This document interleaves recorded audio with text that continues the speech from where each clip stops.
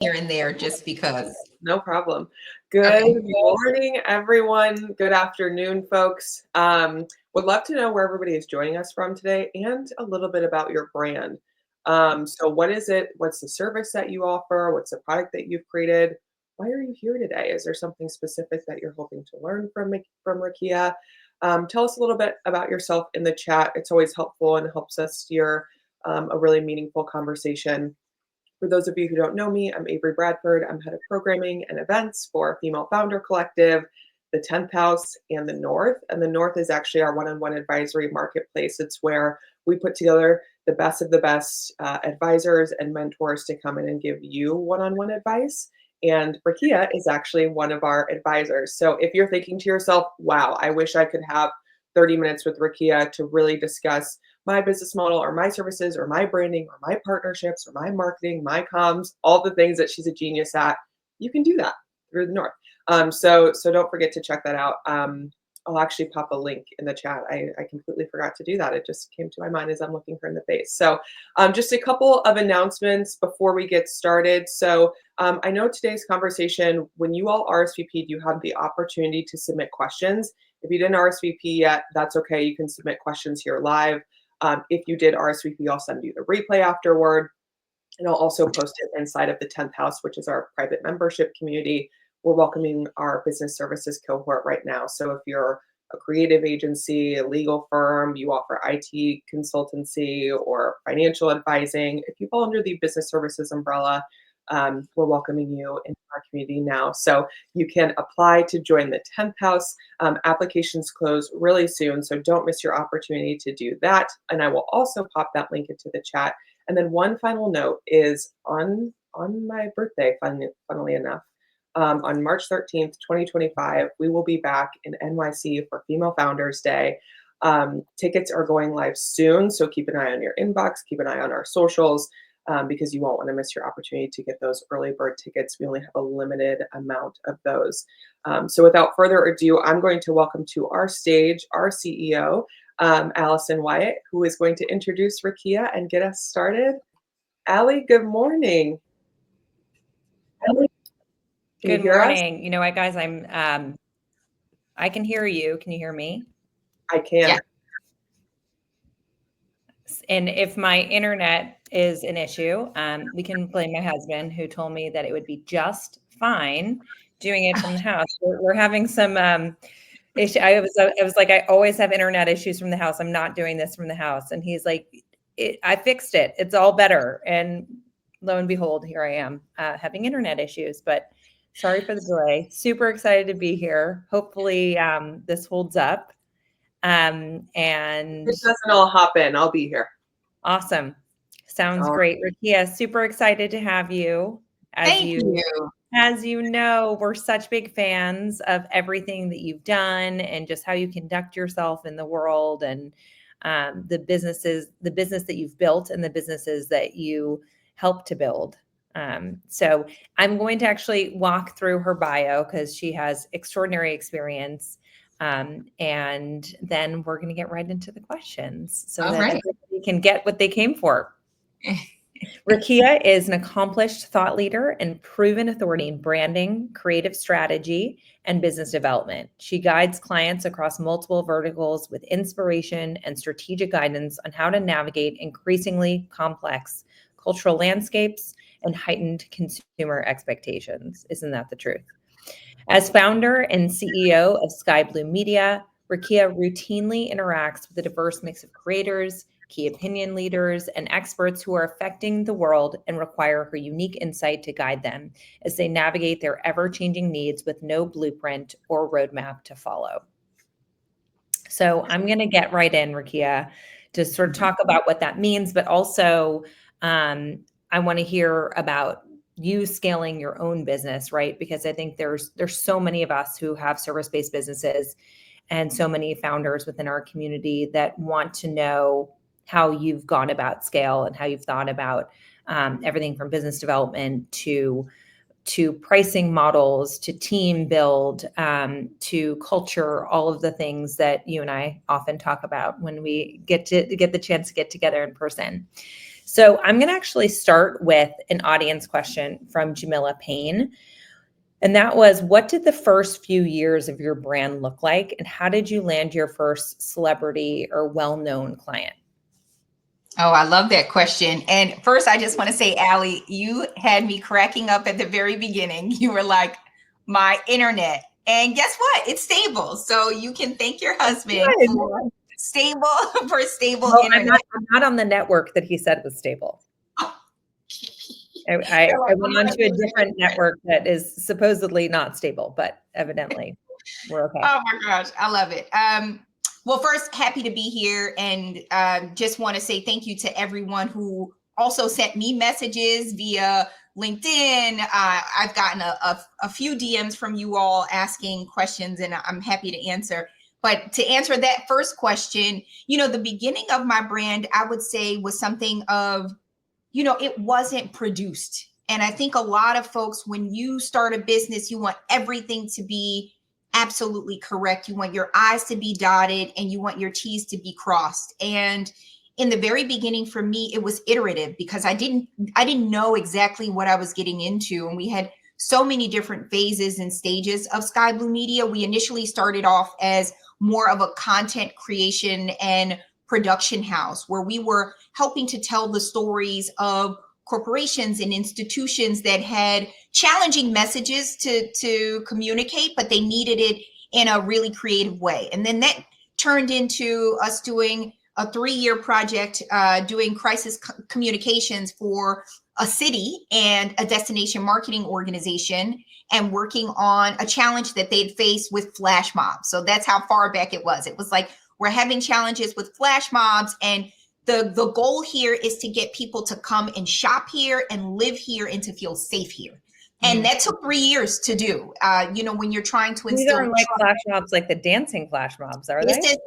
This is like flash mobs gone bad. So essentially, this was over a decade ago. So I am able to talk about this. This was, people showing up in certain areas and, breaking into stores and doing things. These were younger people who essentially didn't have a lot to do. They weren't given a lot of resources. And, when you're not given a lot of resources and you are someone who is, bored because people aren't giving you the resources that you need, you may act out in certain ways. And so there was a business improvement district and a business corridor who were a subject of the not so great flash mobs that we were seeing in malls where everybody would stop. This was, they're found out through a messaging system that people were going to show up at a certain time at a certain place, and they were going to do things that were going to be harmful to the community.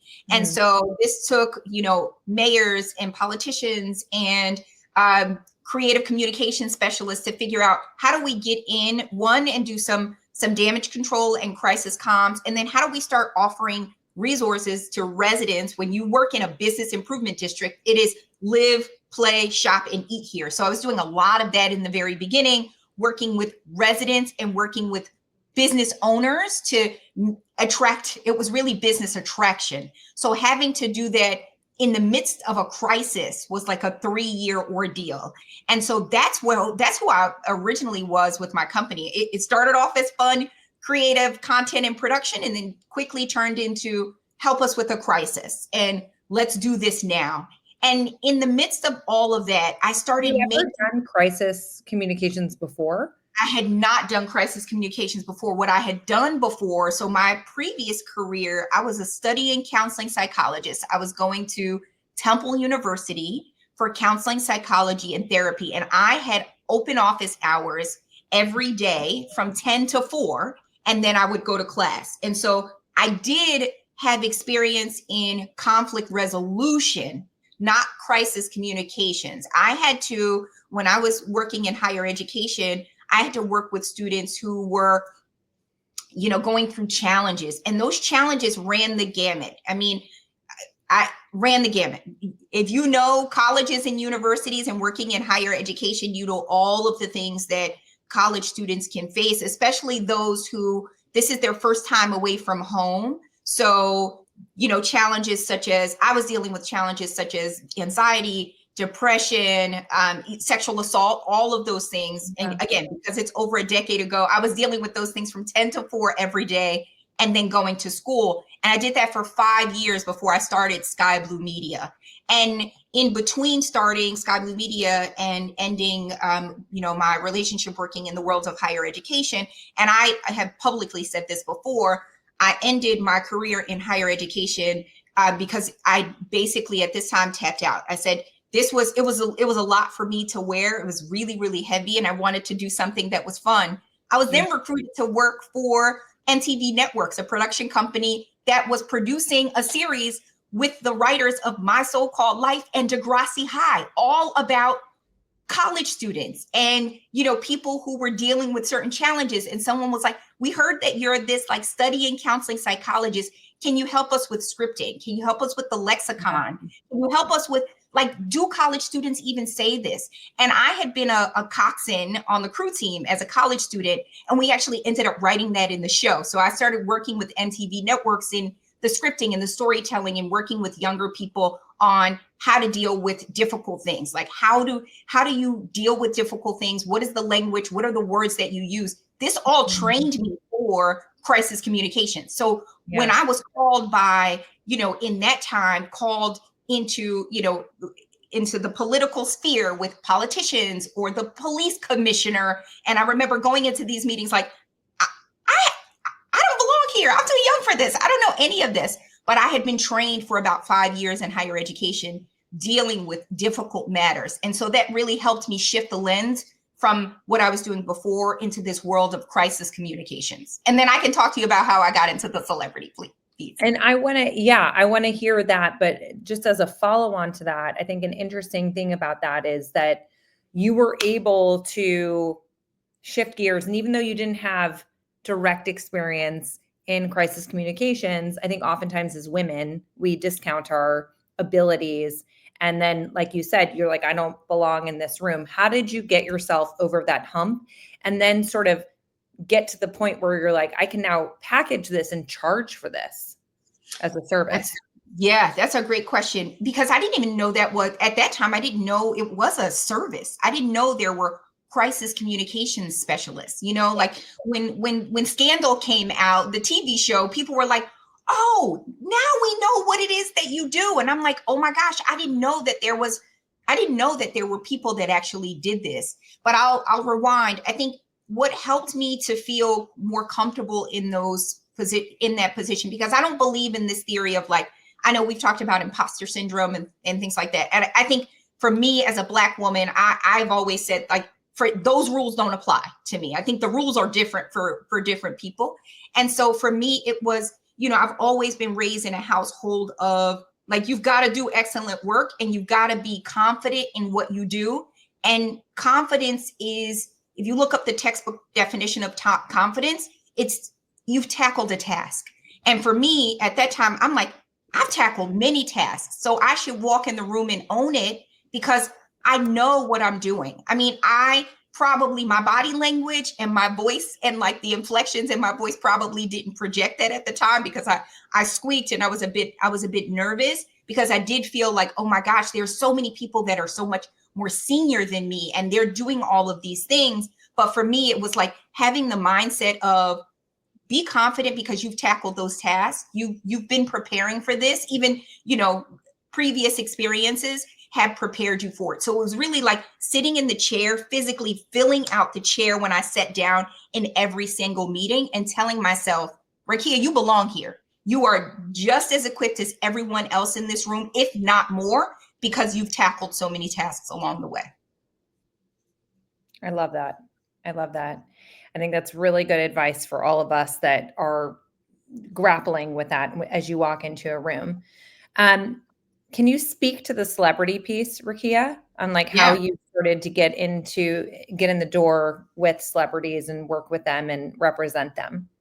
Yeah. So I'll fast forward. I think that was maybe year 3. It starts to get a little blurry, maybe 3 or 4, year 3 or 4 in business. So when I started working with those business improvement districts, I got a call from one of the investors of Uber. and they said, hey, we heard that you're working on business improvement districts. Are you a lobbyist? Are you a comms person? Are you a marketing person? And that at that point, I was like, I'm kind of wearing all of these different hats. And so I started working with Uber very early on, doing some campaigns in Philadelphia, San Francisco, and in New York, and then started working and doing some campaigns with the folks at Dell. So really early on, I was working with large tech. And then I had a meeting with someone at HSN, Mindy Grossman, who, shout out to Mindy Grossman, had me come in and say, I was pitching a product. At that time, I was like, oh, maybe I'll go and pitch a product. So I pitched this product, and they were like, it actually competes with another product that we have, but you'd be really great, and you would pair well with one of the celebrities that we're working with. She has this really great fashion line. Her name's Serena Williams, and you should work with her. And you could come up with some fun ideas for things that we're launching, at HSN. So I started working with Serena via the Mindy Grossman model of HSN, which was to bring celebrities to, have their own products on television. So that's what and if anyone ever wants to Google, it was Serena's signature statement. And I am on HSN being the spokesperson for the Today's Specials and things like that, working. It was a lot of fun. And so I got to meet a lot of folks doing that, Allie, and it was great because I was tapping into an audience of almost 100 million people across the vertical of the HSN ecosystem, and then working with, all of the folks that were on air. I remember Juliana Rancic, Kelly, all of these folks were coming in, and I was able to talk to them about storytelling and how to talk authentically about some of the products that they were talking to the communities about. Well, let's talk about storytelling, because that is something that you're excellent at.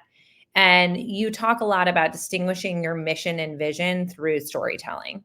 What advice would you give early stage founders about integrating their mission into their branding and sort of initially thinking, like, what was the advice that you gave to those celebrities as they started thinking about, how do I tell my story and bring this into the world?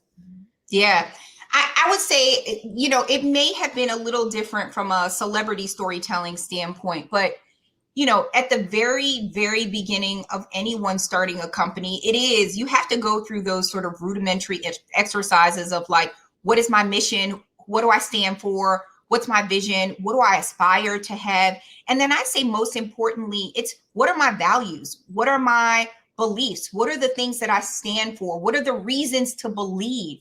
And, really early on for my company, it was very, very simple. It was trust. It was authenticity. It was freedom of creative expression and thought, integrity, which is a close cousin of authenticity, and also legacy. So how do you incorporate all of those things into your mission and your vision? And how do those values show up on a really consistent basis? And the advice that I would give to people are doing that simple exercise of writing them down, making sure that it is communicated very clearly internally and it is repeated internally. Because if you can repeat things internally in a very truncated, very simple way, it's easier for you to communicate those things externally. And people will put you on the spot. If you're talking to a team member and you're like, well, we should go by our value system, or we should go by our belief system, believe that someone's going to say to you, well, what are our values? What is our belief system? What is our theory of change? What is our purpose strategy? And those are the things that we've always worked on for clients. And I've always said, making sure like internal is way more important than external, because internal are your champions of change. Internal are your influencers, your ambassadors. You've got to get the people internally on board with the message, the purpose strategy, the values, the vision, and all of the belief systems before you start communicating those things on your website, before you communicate them in your bio, before you talk about them on social. They have to be so ingrained internally with the people that you spend the most time with, which is your internal audience, before you tell anyone on the outside. So what does that look like in practice, Rakia? Can you give a couple examples of how you might communicate that on a regular basis? Like, is it in a team, all hands meeting? Is it, just in offhand in your one-on-one discussions? Is it both? Like, how does that sort of manifest internally on a regular way basis? Yeah, love that question. So I would say all of that, Allie, in town halls, like you should always, for my team, from a tactical standpoint, we have a team stand up every single Monday at 2:15.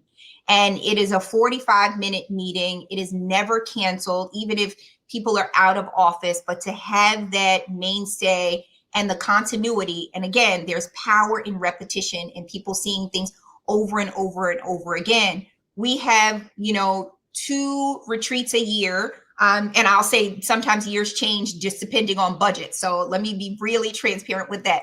But we'd like to have 2 retreats a year where we remind people of the mission of the company. We remind people of the vision and the values of the company, what our strategic footprint is, what our strategic plans are, what our own marketing matrix and what our own marketing calendar looks like. And we also give people the opportunity in those retreats twice a year to really buy into, hey, have we actually proven this? Are we people that operate in the spaces of integrity? Are we authentic? Are we bold? Are we people that really are centered in freedom of creative expression and thought? Are we centered in equity and storytelling? That's another value of ours. And we give the team members, and we give them an opportunity to weigh in on those retreats. We also repeat those things time and time again in our lexicon and how we're speaking to each other. So our executive team will take those values and say repeatedly, well, we're a team that believes in equity and storytelling. What are the stories that you would like to tell? What are the stories that we're missing?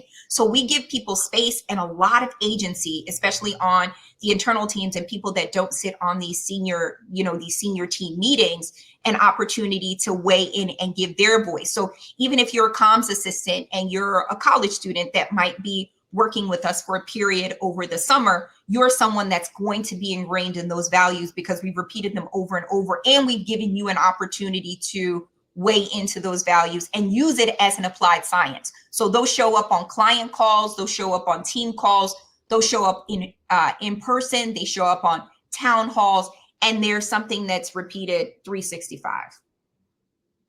I love that. I love that you're talking about the people internally at your company as ambassadors too. And it's so true because I always say as a startup, right, as a small business, that's the first way that anybody, any consumer, anybody in the world is going to get to know your company is the people that work there.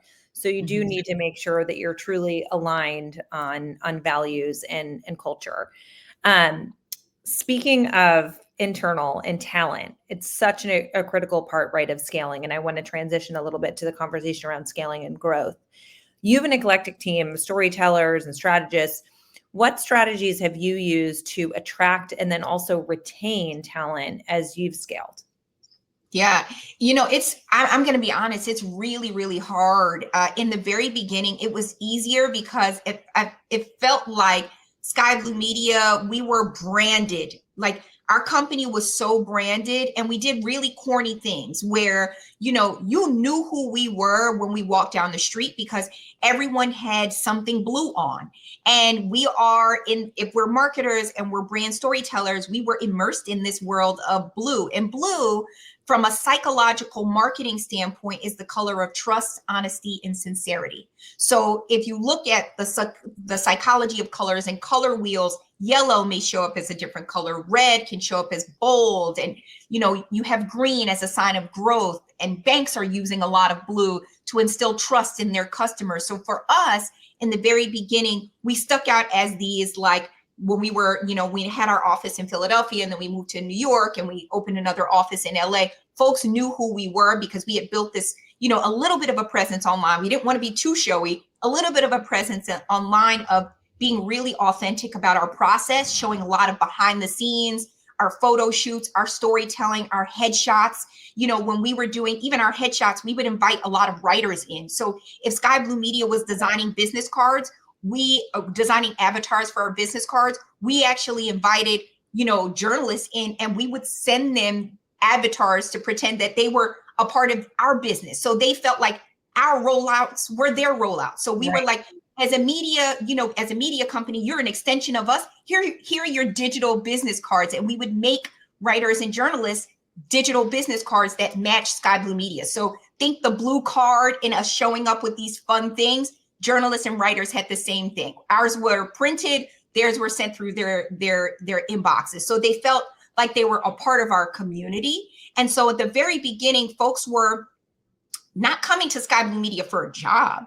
They were coming to Sky Blue Media to be a part of this blue community that had regular events, that were inviting people in, that, we were doing these content shoots. It was like in the beginning, people were like, I feel like I'm a part of a reality show that's not like actually on Bravo, but that's essentially how it was. And, I designed this space really early on as, things that I picked up along the way, working for MTV Networks or working for Banyan Productions, producing all of these television shows. It was like, how can I create an environment that feels like a coffee shop that you never want to leave, or it feels like, like a cafeteria that, you want to go into, and you always want to feel like you're at lunch. So we had a lot of fun. I designed our offices to be lofts. So it was always like an apartment that we were renting that was, 2 different floors where folks felt like it was a community. We had kitchens and living rooms and bedrooms instead of going into corporate spaces. And I think that's what attracted people very early on. And then they became a part of the storytelling. So it wasn't just Rakia Reynolds of Sky Blue Media. It was all of the people that worked at Sky Blue Media who helped to define what our brand identity was. And I think for a lot of folks that are looking at careers, or if you are a startup and you're building it, think about the ecosystem and the people that you're bringing along with you. You don't want people to just be there for a job. You don't want people to just be there for a paycheck, because guess what? Times do get tough and things have to outlast a paycheck. There might be times when you're just like, we're in this together. We're building something. And if people feel like they're a part of something, they're a part of a community, they are a part of the legacy and they're building the legacy. I think that's what helped to build Sky Blue Media. And quite honestly, I've had people that have worked at Sky Blue Media for as long as it's existed. I have one employee who's been here 12 years and we've existed for 14 years. So people have stayed, let me knock on wood, people have stayed for the long haul. And then we've had people that haven't, but we've got some loyalists. And I think they like being a part of the community of Sky Blue Media, not just working at Sky Blue Media. How did you initially, like when you were first bringing talent on, right? Like from it being just Rakia to your first initial hire to the first 5 hires, how did you think about that strategy? And I'm going to be honest, it wasn't a strategy. It was horrible. I had so many mistakes along the way because in the very beginning, I was hiring for charisma and not character. It was like, I want everybody to be fun. And there were so many charismatic people that I personally hired and they didn't work out. So I would say note to myself and note to other founders out there. Sometimes you're not the person that should be doing the hiring. And I learned that the hard way. And so I started to bring in more people that were on my sort of board of advisors to say, can you fact check this? I think that I'm hiring all of these people who are charismatic and fun, but guess what? Sometimes the charismatic and fun people can be the wolf in sheep's clothing. And I got to see, and I would say, call me Little Red Riding Hood, because I met my fair share of wolves in the very beginning, and they were disguised. And when you go through that kind how of— do you get that, Rakia? Like, how do you make sure that doesn't happen? Because that's happened to me, frankly, multiple times as well. I would say, here's the thing, Allie, you have to bring in other people. You've got to bring in. So now I have a full team that does that. So my executive team, I'm the last person that interviews you. I don't see when the resumes come in. I don't do the initial interviews. I am the last person just to make sure that from a culture fit, that person checks out. And so, and you can put all of these sort of systems in place and things can still happen. But I will say what's worked for me in the long haul is being able to have systems in place, having a proper HR team, going through a series of questions that actually work. Sky Blue Media employed a therapist for about 4 years who was fantastic. And she helped us to develop questions that we could be answering. You know, I have a labor relations attorney who vets all of our questions. So now it's having a real process in place between a labor relations attorney, having an HR person who is very, very seasoned, having a therapist, having an executive team, and having all of those questions. And then people have to go through to get into Sky Blue Media, not only interviewing, you do have to go through certain tests and test writing. You have like projects or got it. You have tests that you have to go through. And for us, let me turn off these alerts. I forgot. For us, you have to go through those things. And I would say, because I do feel like I still am in this space where I do have great intuition. I can usually say that person may not check out, but again, they're getting to me last after they've done all of the tests and things like that. And we have had people that they've come to me last. What kind of tests that you do, like any specifics that you love that you would love to share with people that are out there trying to recruit really top talent? Totally. So we do something around zone of genius, zone of excellence, zone of competence, and zone of incompetence. And these are a series of questions where we ask people to be really honest about where you're excellent, where you're not excellent, where you're competent, and where you're incompetent. And we can typically say, okay, if someone says that they're excellent here, then from there, show us your proof points, show us pitches that you've done. And this is for communications and marketing professionals mostly. So you would have to apply this to your industry, but industry specific tests for us are writing examples, publications that you garnered, give us, how do you navigate through contacts? Also, how do you navigate through if a contact at a certain publication has left, how do you do that? And so once someone says to me or someone on my team, my zone of genius is X, and then it doesn't translate into their writing, their pitches, the tests that we've given them. So we give people sample pitches and sample stories, like really tough, like, hey, how do you pitch a client with X, Y, and Z? And they have to come back with a mini strategy. And if it doesn't match the initial set of questions, then we know right away that person isn't for us. You know what? I've actually, so we do that as well. And I found that the way to build the best teams is you have to put them in sort of what their real life context will look like to understand how they'll perform. I have had pushback a couple times where people were like, you should be paying me to do that. But my response was always, the way that we do it, we're not having them pitch like a live project. No. It's not a fully fleshed out pitch. This is nothing we're going to take to market and utilize. It's just to understand how people think. But and not even a real client. Yeah, not a real client. These are scenarios. For us, it's more like scenario building, scenario placing, and then walking through those things. Got it. Okay. So if anybody would push back, that's sort of the responses that these are scenarios. They're not like something that you're going to go capitalize on.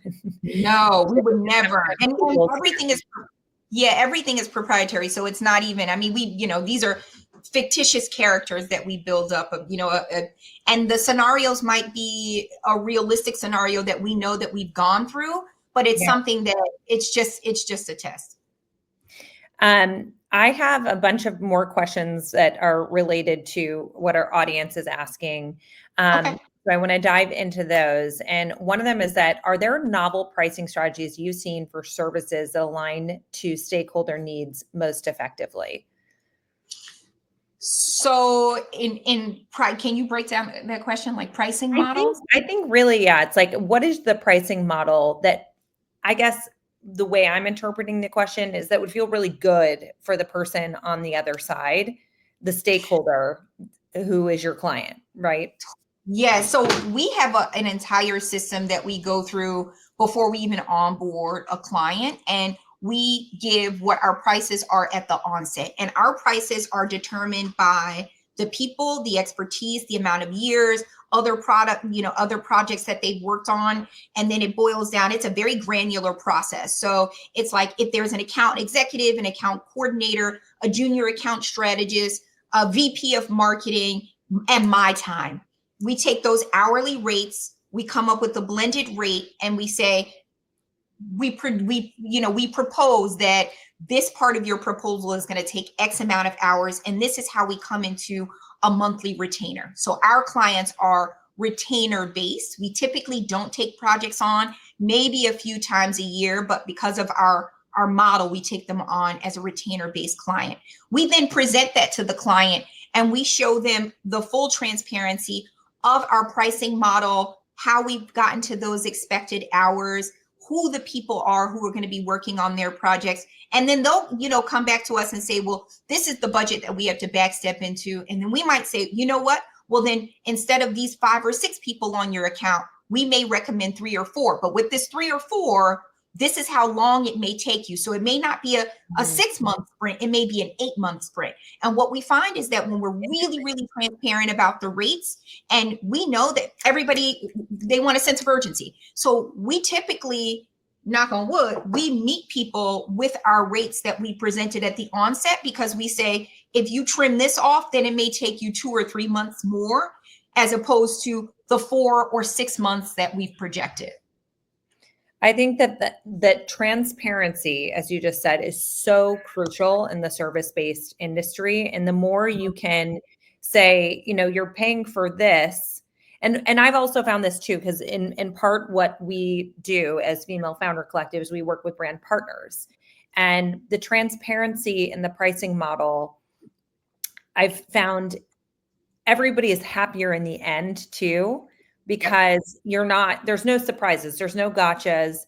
And even if you do have a gotcha scenario, right, where somebody like a client didn't understand the pricing model up front, that ends up being like the worst relationship in the long run, because people feel like their expectations were not managed. So I do think so much in service provider scaling is in proper expectation management and transparency upfront. These are the prices. This is how it works. This is how I'm thinking about it. And then being malleable, perhaps, depending, because then that opens the stakeholder up to say, well, I need to make sure that I'm getting at least this number of impressions, or that I'm looking for this kind of revenue.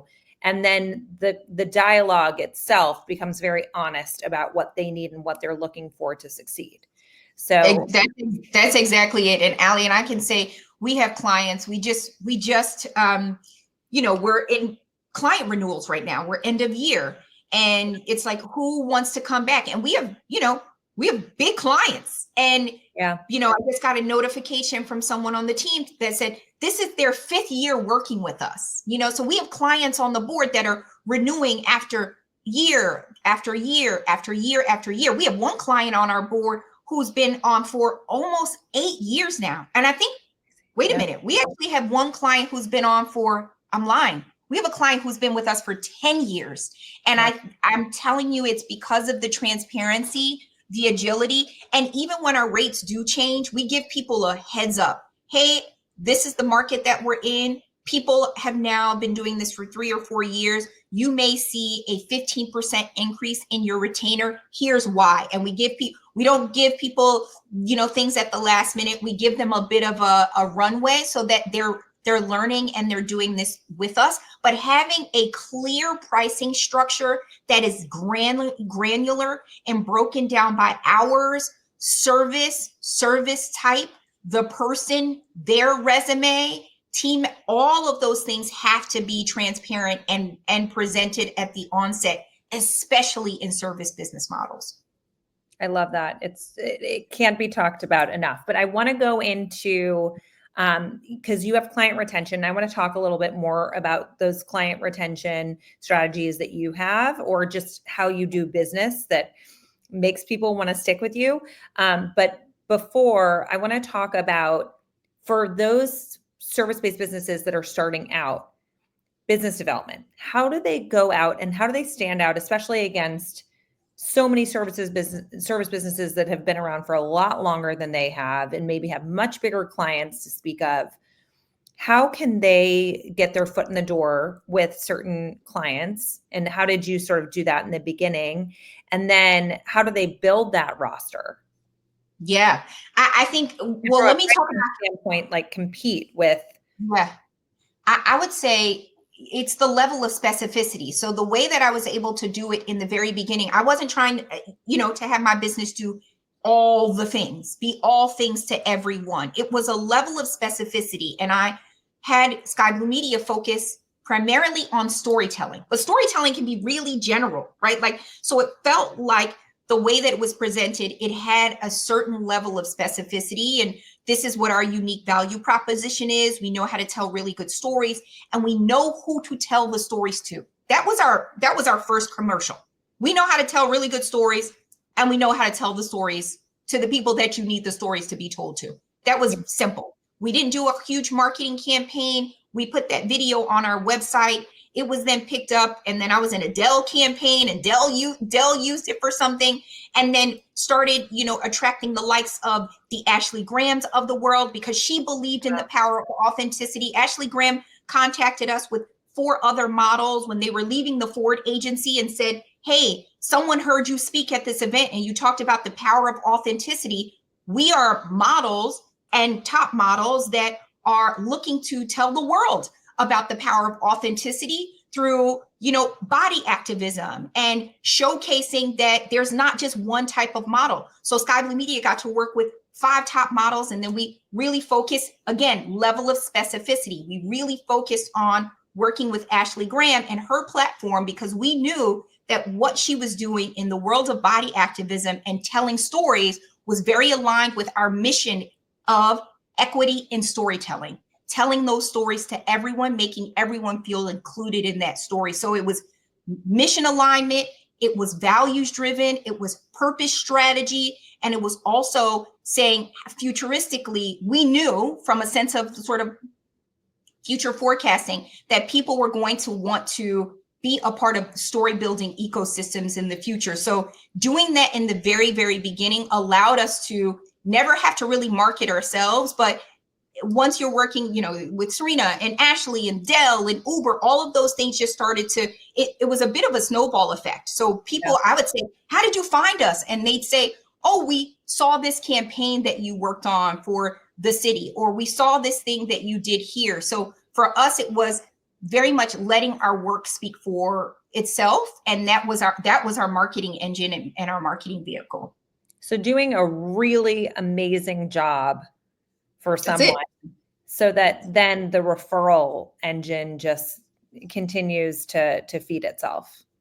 And them seeing the work. Because, I think, we were, I don't know.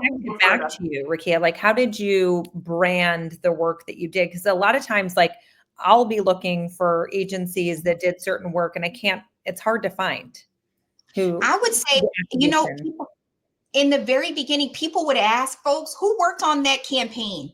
And this woman, Elena, at one point, she owned a shoe store, and she was like, oh, Rakia Reynolds and her team worked on this campaign. And then it turned into the Tourism and Marketing Corporation. And we worked on a campaign with them. And somebody said, that's a really cool campaign. Who did that campaign? And then it was Sky Blue Media. Yeah. So again, it wasn't folks overtly referring us. It was the campaigns and the storytelling and the press and the marketing strategies that we were putting out there. And folks would then ask the client who did it, and the client would transparently say, oh, this was the work of Sky Blue Media. And you initially, you said you had some speaking engagements, right? Like, how did you get connected to things like that? And how do you think that our founders should use their, and this, I'm going to ask one more question after this, if it's okay, just go a couple minutes over. But how do you think founders should use their own agency and personal brand to get their agency out into the world?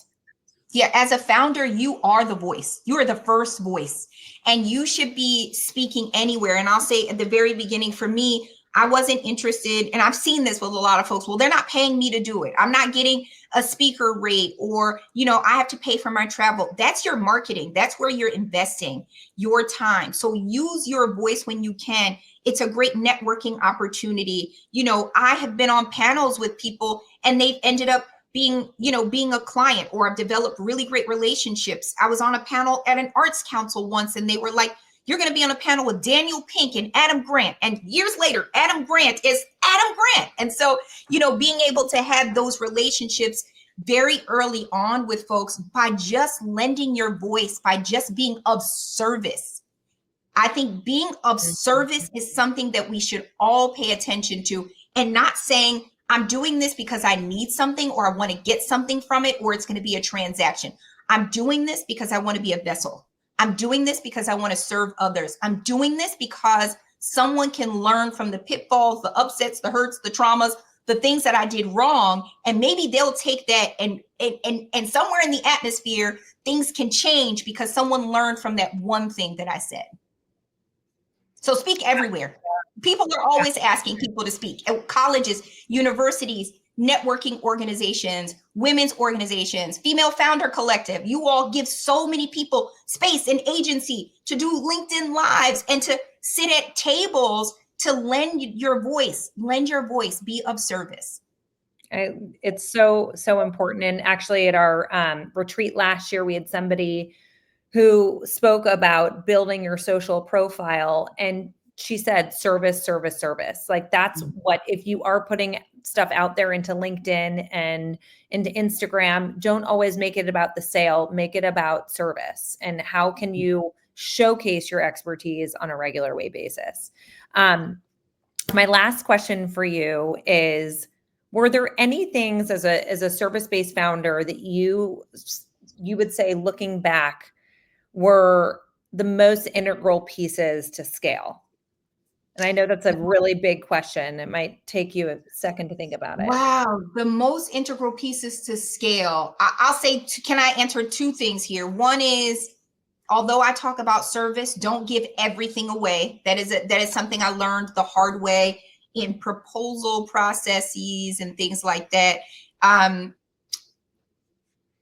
Be careful with your service and be careful with the things that you give away. The other thing is, I don't know if my Wi-Fi is slowing down, or Allie, that might be you. Can you still hear me? I can hear you. Okay.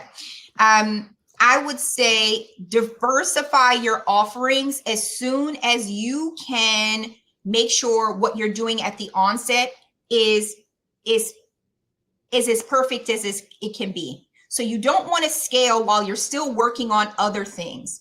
You want to make sure that you can perfect that thing that you do and that people know you for, and that you have measurable case studies and KPIs.